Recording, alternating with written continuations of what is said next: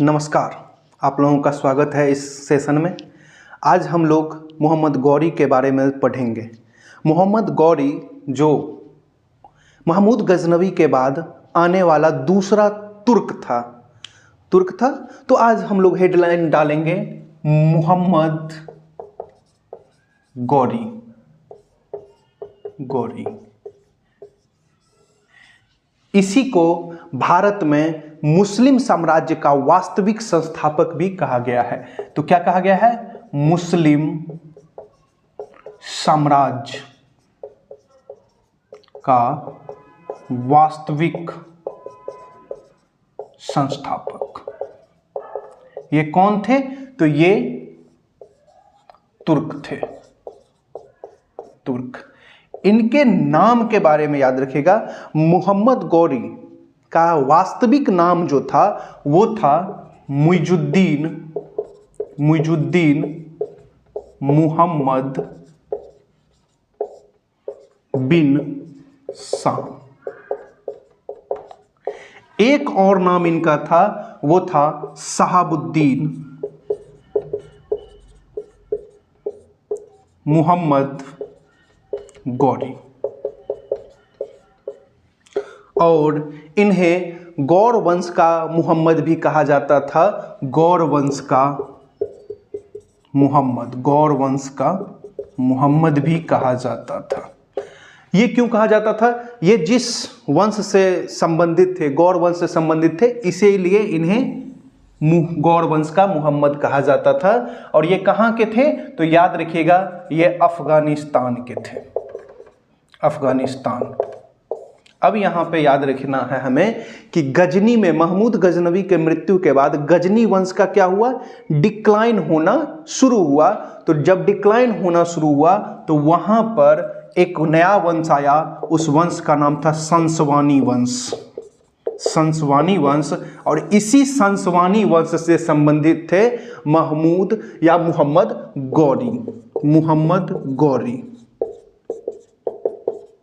गौरी, जो कहाँ पे राज करते थे? तो गजनी में। यहाँ तक आपको कोई प्रॉब्लम नहीं होना चाहिए कि मोहम्मद गौरी कहाँ के थे? तो वो गजनी के थे। महमूद गजनवी के बाद जब उनका वंश का डिक्लाइन हुआ तब वहाँ पे एक नया वंश आया। उस नया वंश का नाम था संसवानी वंश। वो कहाँ पे राज कर रहा था? तो गजनी में। उसके राजा हुए कौन या शासक हुए? मोहम्मद गौरी। उसको हम लोग मुइजुद्दीन मुहम्मद बिन साम, शहाबुद्दीन मुहम्मद गौरी और गौर वंश का मुहम्मद के नाम से जानते थे। ठीक है, ये कहाँ के थे? तो अफगानिस्तान। ठीक है, तो नामकरण में कोई भी प्रॉब्लम नहीं है। मुइजुद्दीन मुहम्मद बिन साम, शहाबुद्दीन मुहम्मद गौरी, गौर वंश का मुहम्मद कहाँ के थे? तो गजनी के शासक थे। अब यहाँ पे अब हमें याद रखना है ये चीज कि ये भाई साहब कहाँ पे आए थे? तो भारत आए। भारत में क्यों आए? तो भारत में पहले जो आ रहे थे कोई भी आक्रमणकारी, उनका प्रमुख लक्ष्य था भारत के धन संपदा को लूटना। बट ये भाई साहब का मुख्य उद्देश्य था भारत पर हमला करने का।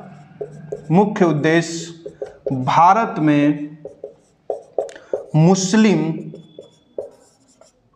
साम्राज्य की स्थापना। तो हमें क्या याद रखना है कि इनका मुख्य उद्देश्य भारत पर आक्रमण करने का था, मुस्लिम साम्राज्य की स्थापना। ठीक है, इससे पहले जो भी आ रहे थे वो धन को लूटने के लिए आ रहे थे। थोड़ा बहुत वो भी कोशिश करते थे मगर कोई भी सफल नहीं हुए। मोहम्मद गौरी सफल हुआ अपने उद्देश्य में। ये धन भी लूटा मगर ये भारत में मुस्लिम साम्राज्य की स्थापना किया। ठीक है, अब हमें याद रखना है कि ये कैसे आया। अफगानिस्तान गजनी के क्षेत्र में इसका राज्य था। ये कैसे आया? तो याद रखना है हमें कि अफगानिस्तान के से जब ये भारत के तरफ आया तो ये गोमल दर्रे या खैबर दर्रे से होते हुए खैबर दर्रे को पार करते हुए, गोमल दर्रे या खैबर दर्रे को पार करते हुए ये पहला जो हमला किया था वो आजकल जो पाकिस्तान है वहां पे एक क्षेत्र है मुल्तान, वहीं पर ये पहला हमला या आक्रमण किया था। तो अभी तक जो हम पढ़े हैं मोहम्मद गौरी के बारे में ये है कि इनका नामकरण क्या था, नाम क्या था, ये कहाँ के थे, इनका उद्देश्य क्या था भारत पर हमला करने का, और ये कैसे आए थे भारत में गोमल दर्रे को या खैबर दर्रे को पार करते हुए। ठीक है, ये कौन से वंश के थे? तो संसवानी वंश के थे। ठीक है, गजनी पर ये राज करते थे। अब हम लोग जानेंगे कि जब ये गोमल दर्रे को पार करते हुए भारत, उस समय में अविभाजित भारत हुआ करता था। आज जैसे जिसे हम लोग भारत और पाकिस्तान, बांग्लादेश जानते हैं, वो पूरा का पूरा क्षेत्र भारत था। ठीक है, मुस्लिम साम्राज्य का वास्तविक संस्थापक मोहम्मद गौरी को कहा जाता है। ठीक है, याद रखना है हमें। अब हम लोग देखेंगे, आपको पता चल चुका है कि ये कैसे आए थे भारत में, तो गोमल दर्रे को पार करते हुए ये भारत में आक्रमण किए थे। तो सबसे प्रथम बार जो ये आक्रमण किए थे वो 1175 ईस्वी में आक्रमण किए थे। कहां पे? तो आपको बता चुके हैं पहले ही कि मुल्तान में, मुल्तान। ठीक है, यहां पे करमातिया के खिलाफ इन्होंने, करमातिया एक जाति होता था, करमातिया के विरुद्ध युद्ध किया। ठीक है, यहां का मुल्तान का शासक कौन थे? तो याद रखिएगा राजा दाऊद। राजा दाऊद, राजा दाऊद के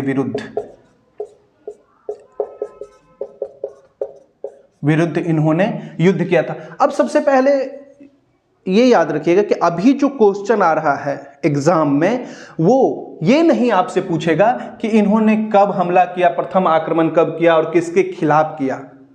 ठीक है, मुल्तान तो सबको पता है कि सबसे प्रथम बार इन्होंने हमला किया। ये पूछेगा अब एग्जाम में आपसे कि किसके खिलाफ किया, तो राजा दाऊद के खिलाफ किया। वो कौन थे? तो मुल्तान के शासक थे। किसकी पराजय हुई? तो राजा दाऊद की पराजय हुई, और वहां पर उस क्षेत्र में किसका शासन हुआ? तो मोहम्मद गौरी का। तो राजा दाऊद पराजित। ठीक है, तो पहला युद्ध इन्होंने जो लड़ा वो राजा दाऊद के खिलाफ मुल्तान में लड़ा और मुल्तान को जीत लिया था। अब सेकेंड युद्ध ये जब आगे बढ़े तो 1178 ईस्वी में, 1178 ईस्वी में ये गुजरात पर हमला किए। गुजरात का पाटन जगह, गुजरात पर आक्रमण, मतलब इनका दूसरा विरोध जो था, विरुद्ध, किसके विरुद्ध युद्ध लड़े हैं? तो गुजरात में ये युद्ध लड़े हैं। किसके विरुद्ध? तो यहां पे राजा थे चालुक्य वंश के, चालुक्य वंश के शासक। ठीक है, शासक भीम टू के विरुद्ध। ठीक है, विरुद्ध युद्ध। भीम टू जो हैं इनके बारे में याद रखिएगा, ये अपने माता श्री के संरक्षण में थे। माता श्री के संरक्षण में, तो इनके माता का नाम था रानी नायका देवी, नायका देवी। तो इनकी माता का भी नाम आप याद रखिएगा कि ये उस समय में रानी नायका देवी के संरक्षण में कामकाज करते थे। उन्हीं के विरुद्ध ये युद्ध लड़े थे। कौन? मोहम्मद गौरी। सेकेंड युद्ध याद रखेगा 1178 ईस्वी में गुजरात के पाटन पर आक्रमण किया चालुक्य वंश के। इनके राजधानी का नाम, राजधानी अनहिलवाड़ था। ठीक है, कभी कभी आपको यहाँ पे बघेला वंश का भी जिक्र आएगा। बघेला वंश हम लोगों ने चालुक्य वंश दिया क्योंकि अधिकतर एग्जाम में चालुक्य वंश ही रहता है, मगर अगर आपसे कभी भी क्वेश्चन में ऑप्शन आ जाए बघेला वंश तो याद रखिएगा बघेला वंश के भी भीम टू थे। ठीक है, इस युद्ध में पहली बार भारत में, इस युद्ध में पहली बार भारत में मोहम्मद गौरी की पराजय हुई, बुरी तरह से पराजय हुआ था। ठीक है, किन्होंने हराया था? तो भीम टू ने इनको बुरी तरह से पराजित किया। भीम टू ने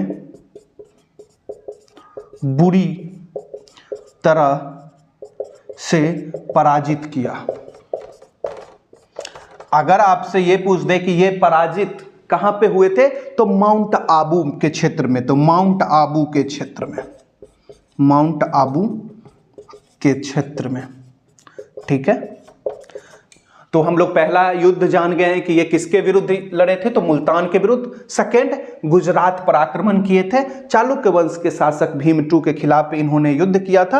राजधानी भीमटू का कहां पे था? तो अनहिलवार, ठीक है। इनकी माता का नाम क्या था? रानी नायका देवी, जो संरक्षिका इनके थे। प्रथम युद्ध याद रखिएगा, अगर आपसे कभी भी क्वेश्चन पूछे कि मोहम्मद गौरी कि प्रथम पराजय भारत में कब हुई? तो 1178 ईस्वी में भीमटू के विरुद्ध, मतलब गुजरात में इनकी प्रथम पराजय हुई थी, ठीक है। अब आगे बढ़ेंगे। इनके लाइफ में याद रखिएगा, इनके लाइफ में ये इसके बाद सबसे फेमस युद्ध हुआ है। अभी हम लोग युद्ध के बारे में चर्चा कर रहे हैं, ठीक है। सबसे फेमस युद्ध आप लोगों ने भी नाम सुना होगा, पृथ्वीराज चौहान, पृथ्वीराज चौहान का, ठीक है। उन्हीं के साथ इनका सबसे फेमस युद्ध हुआ है। तो अभी हम लोग चर्चा कर लेंगे कि कौन सा युद्ध था। तो प्रथम तराइन युद्ध, इनका सबसे फेमस युद्ध हुआ है प्रथम तराइन युद्ध। कब हुआ है? तो 1191 ईस्वी में, ठीक है। किसके किसके बीच में युद्ध हुआ है? तो मोहम्मद गौरी और पृथ्वीराज चौहान, ठीक है। मोहम्मद गौरी वो पृथ्वीराज थर्ड, जिन्हें हम लोग पृथ्वीराज चौहान के नाम से जानते हैं, ठीक है। पृथ्वीराज चौहान के नाम से जानते हैं। राय पिथौरा भी कभी कभी आपको याद रखना है, राय पिथौरा, ठीक है, ठीक है। इनके सेनापति का नाम आल्हा और उदल भी था, ठीक है, याद रखिएगा, आला और उदल भी था। अब यहां पे देखिए, मोहम्मद गौरी और पृथ्वीराज चौहान के बीच में प्रथम तराइन का युद्ध हुआ। सबसे पहले हमें याद रखना है कि पृथ्वीराज चौहान के बारे में कुछ चीजें आप जान लीजिए। पृथ्वीराज चौहान कौन थे? तो पृथ्वीराज चौहान जो थे वो दिल्ली के शासक थे, दिल्ली के शासक, ठीक है। पृथ्वीराज चौहान के जो नाना थे वो दिल्ली के संस्थापक थे।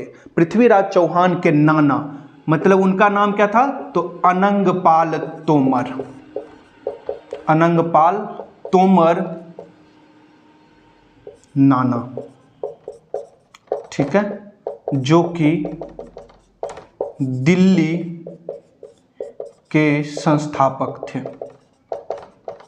तो यहां पर एक क्वेश्चन आपका बन जाएगा कि दिल्ली का संस्थापक फाउंडर कौन थे? तो अनंगपाल तोमर थे, जिनके नाती का नाम पृथ्वीराज चौहान था, ठीक है। उन्हीं से इनको दिल्ली और अजमेर प्राप्त हुआ था। ऐसा हो सकता है कि इनका कोई वारिस नहीं होगा तो अपने नाती को दिल्ली और अजमेर दिया था। तो दिल्ली और अजमेर, ये भी लिख लीजिएगा, दिल्ली व अजमेर प्राप्त हुआ, ठीक है। पृथ्वीराज चौहान से एक और नाम याद रखिएगा, इनके जो मुख्य दरबारी कवि थे उनका नाम क्या था? तो चंदबरदाई, चंदबरदाई, ठीक है। कौन थे? तो दरबारी कवि, ठीक है। क्या लिखा था इन्होंने? तो पृथ्वीराज रासो, ठीक है।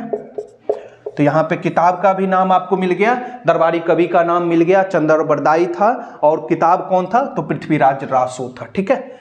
इस युद्ध में तराइन के प्रथम युद्ध में पृथ्वीराज चौहान की विजय हुई, किंतु पृथ्वीराज चौहान साहब ने इन्हें क्या कर दिया? छोड़ दिया कि कोई बात नहीं है, आप क्या क्षमा मांग लो, मैं आपको छोड़ देता हूं। यहां पे क्या हुआ कि ये छोड़ने के बाद दूसरा युद्ध फिर से मोहम्मद गौरी ने लड़ा। किसके सहायता से? किसने सहायता दिया? तो एक और नाम याद रखिएगा, यहां पर पृथ्वीराज चौहान जी की प्रेमिका का नाम है संयोगिता। आपने बहुत सुना होगा संयोगिता का नाम। तो पृथ्वीराज चौहान जी के प्रेमिका का नाम संयोगिता था, जो कौन थे? तो कन्नौज के शासक जयचंद की पुत्री। ठीक है, उससे वो क्या हुए थे कि कोई भी अपने पुत्री खिलाफ में थी कि मैं इसी से शादी करूंगा या करूंगी। तो उसी के कारण क्या हुआ कि जयचंद ने मोहम्मद गौरी का साथ देना स्टार्ट कर दिया था। तो याद रखिएगा, इनकी पत्नी का नाम या प्रेमिका का नाम क्या था? संयोगिता, पत्नी ही समझिएगा। ठीक है, इनके ससुर का नाम था, ससुर पृथ्वीराज चौहान जी के ससुर का क्या नाम था? तो याद रखिएगा जयचंद। कौन थे? कन्नौज के शासक, कन्नौज के शासक थे। इन्होंने किसका साथ दिया? तो तराइन के द्वितीय युद्ध में भाई साहब ने मोहम्मद गौरी का साथ दिया था। ठीक है, चलिए अब हम लोग दूसरा तराइन का युद्ध देखेंगे। दूसरा तराइन का युद्ध,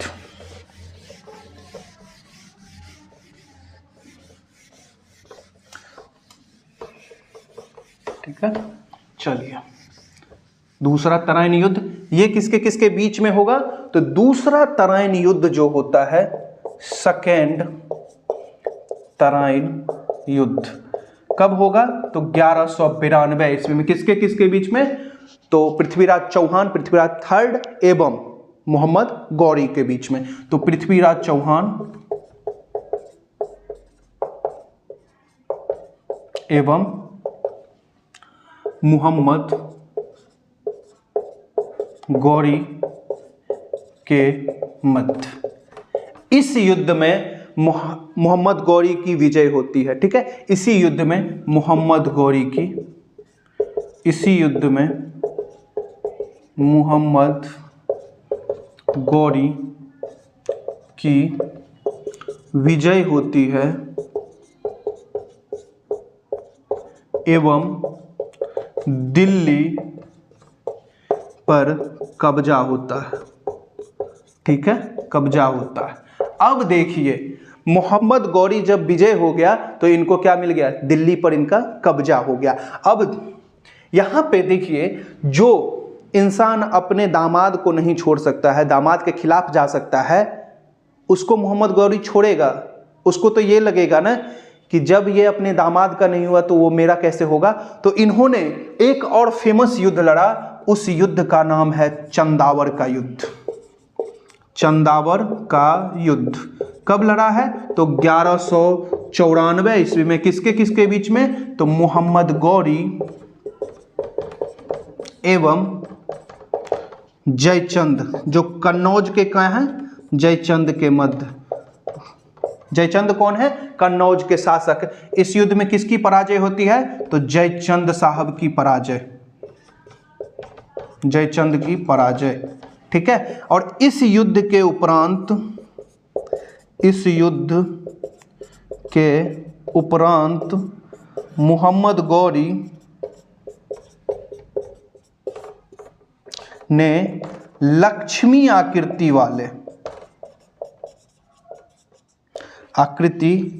वाला सिक्का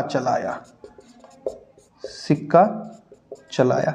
अब देखिए, इस युद्ध में जब इनकी विजय हो जाती है तो भाई साहब ने क्या चलाया है? मोहम्मद गौरी ने लक्ष्मी आकृति वाला सिक्का चलाया और इसी सिक्का पर इसका नाम अंकित है मोहम्मद बिन साम। नाम अंकित है मोहम्मद बिन साम। ठीक है, तो आपसे अगर क्वेश्चन पूछा जाए कि भाई साहब ने कौन सा सिक्का चलाया, तो लक्ष्मी आकृति वाले सिक्का चलाया, जिस सिक्का पर इनका नाम मोहम्मद बिन साम अंकित है। ठीक है, तो ये इनका फेमस युद्ध है। कितना फेमस युद्ध है? तो पहला युद्ध इन्होंने मुल्तान राजा दाऊद के खिलाफ लड़ा। दूसरा युद्ध इन्होंने गुजरात के खिलाफ लड़ा, जहां पे इनकी पराजय हुई। वो इनकी भारत में प्रथम पराजय हुई। दूसरी पराजय इनकी तराइन की प्रथम युद्ध हुई, जो पृथ्वीराज चौहान ने इनको पराजित किया। और तीसरा युद्ध इनका जो था सेकेंड तराइन युद्ध, जिसमें इन्होंने दिल्ली पर कब्जा किया। फिर बाद में चल के चंदावर का युद्ध लड़ा 1194 ईस्वी में, जिसमें मोहम्मद गौरी ने जयचंद को पराजित किया था। ठीक है, अब उसी में सिक्का चलाया। अब देखिए नेक्स्ट हम लोग क्या जानेंगे कि देखिए, याद रखिएगा, ये भाई साहब जो है मोहम्मद गौरी, ये यहां पे रहे नहीं। ये क्या किए, जब जीत लिए तो इंद्रप्रस्थ मतलब दिल्ली, आज का दिल्ली उस समय में इंद्रप्रस्थ के नाम से भी जाना जाता था, दिल्ली में अपने जो सेनापति था, दिल्ली में जो इनका सेनापति था, उसको अपना पूरा साम्राज्य देकर वो वापस जाने का सोचा था। तो इनके जो सेनापति, 4 सेनापति थे, सेनापति 4 सेनापति मुख्य रूप से थे। कौन कौन, तो पहला का नाम याद रखेगा कुतुबुद्दीन ऐबक।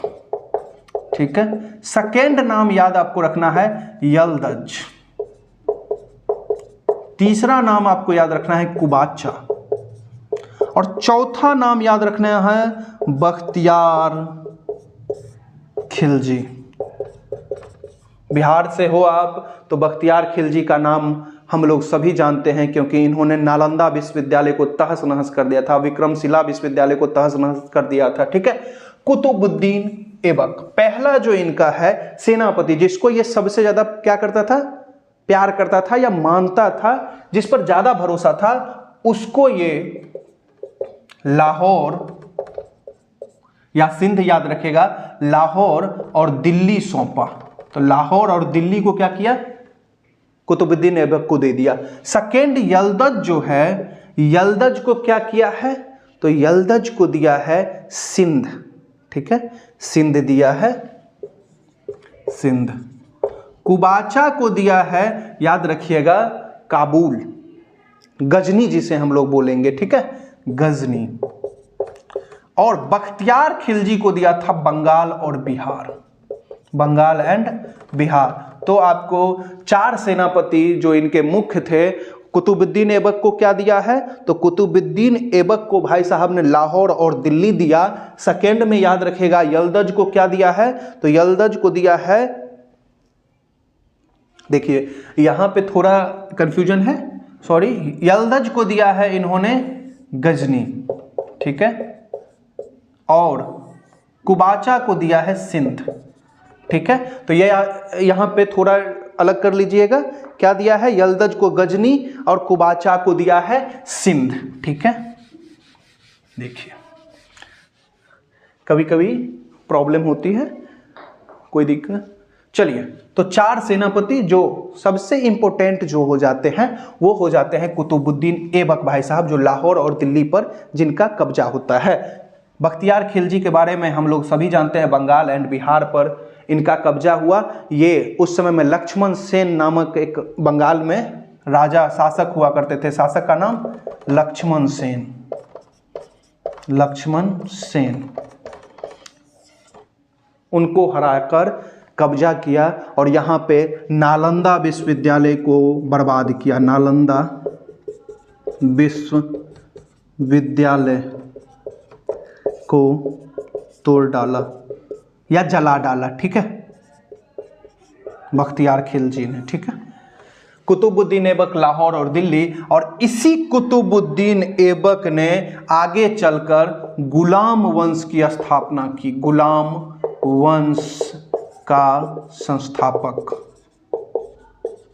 गुलाम वंश का संस्थापक। गुलाम क्यों, क्योंकि ये मोहम्मद गौरी का क्या था, गुलाम था, इसीलिए गुलाम वंश का संस्थापक, या हम लोग इसे ममलूक वंश भी बोलते हैं, ममलूक वंश।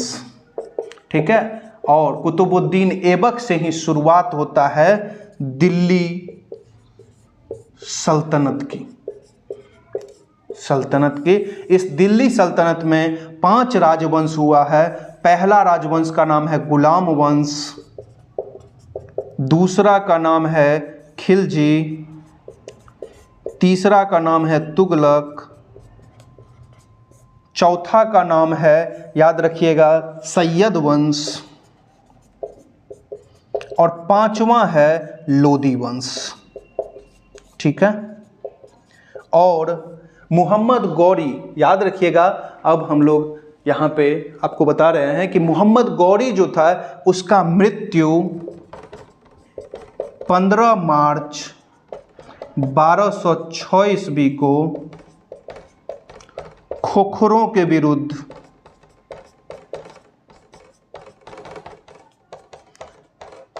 मृत्यु कब हुआ? 15 मार्च 1206 ईस्वी को खोखरों के विरुद्ध ये युद्ध कर रहे थे, उसी में घायल होकर इनकी मृत्यु हो गई। ठीक है, कोई दिक्कत? यहां तक आपको कोई दिक्कत नहीं होगा।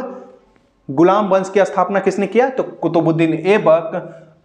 दिल्ली वंश सल्तनत की स्थापना का भी श्रेय आप या हम सभी कुतुबुद्दीन ऐबक को देते हैं। ठीक है, अब देखिए हम लोग आगे बढ़ेंगे कि तुर्की आक्रमण के विरुद्ध जो राजपूत राजाओं के जो हार का कारण होगा, ऐसा तो नहीं है कि ऐसे ही हार गए, राजपूत भी यहाँ पे शक्तिशाली थे, मगर हार क्यों गए? तो पहला याद रखिएगा, राजपूत जो थे ना यहाँ पे, वो छोटे छोटे राज्यों में शासन कर रहे थे, एकजुटता उनमें नहीं थी।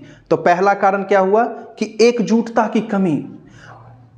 5 उंगली जब अलग अलग होता है और जब मुट्ठी बन जाता है तो उसमें ज़्यादा ताकत होती है। दूसरा कारण क्या हुआ कि यहाँ का जो जनमानस था, लोग, पब्लिक, भारत के पब्लिक, आम लोगों को लगता था कि ये हमारा भाग्य है, हम पर कोई ना कोई क्या करेगा?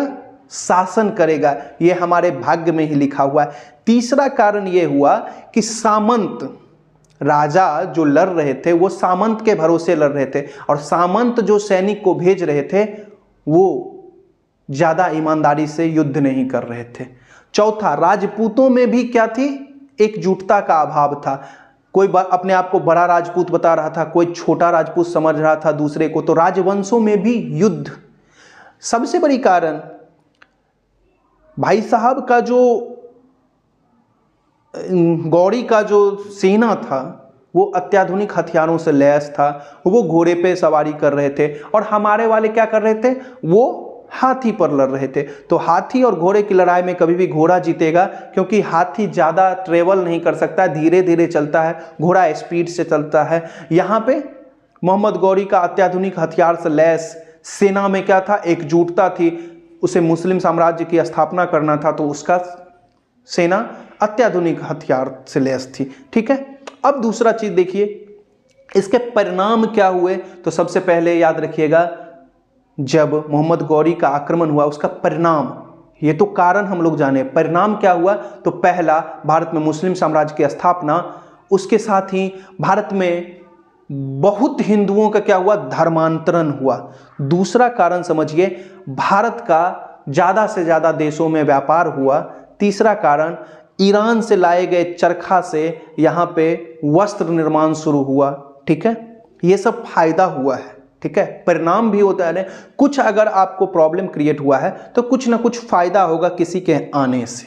ठीक है, और किसी के जाने से भी फायदा और नुकसान होता है। ठीक है, 3 कारण जो इनको फायदा हुआ हमारे देश को, और भी फायदा हुआ, जैसे व्यापार आपका बहुत देशों से होने लगा। उसके बाद हम लोग देखते हैं कि स्थापत्य कला में क्या हुआ?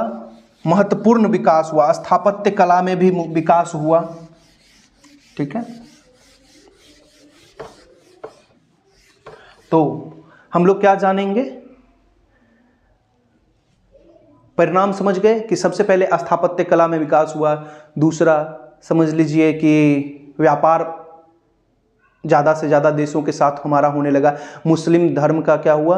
यहाँ पे प्रभाव बढ़ा। मुस्लिम धर्म में छुआछूत की कमी थी, जिससे समाज में छुआछूत की भावना कम हुई। ये सब परिणाम हमें मिले जब ये लोग आए, तो है ना। ठीक है, यहाँ तक हमको लगता है कि यहाँ तक आपको कोई प्रॉब्लम नहीं होगा। मोहम्मद गौरी के टॉपिक में कोई भी क्वेश्चन अगर आए एग्ज़ाम में तो मोहम्मद गौरी से नहीं छूटेगा, क्योंकि हम लोगों ने उनका शुरुआत से लेकर लास्ट तक देखा है। उन्होंने क्या चलाया, तो उन्होंने सिक्का चलाया जो लक्ष्मी आकृति का था, ठीक है। वो कब आए, तो 1175 में आए, ठीक है। उनके आने से यहाँ पे स्थापत्य कला का विकास हुआ। क्यों? क्योंकि कुतुबुद्दीन ऐबक ने, आगे हम लोग पढ़ेंगे कि कुतुबुद्दीन ऐबक ने क्या क्या बनवाया भारत में, ठीक है। चलिए, तब तक के लिए धन्यवाद। आप लोगों का दिन शुभ हो, ऐसे ही पढ़ते रहिए। धन्यवाद।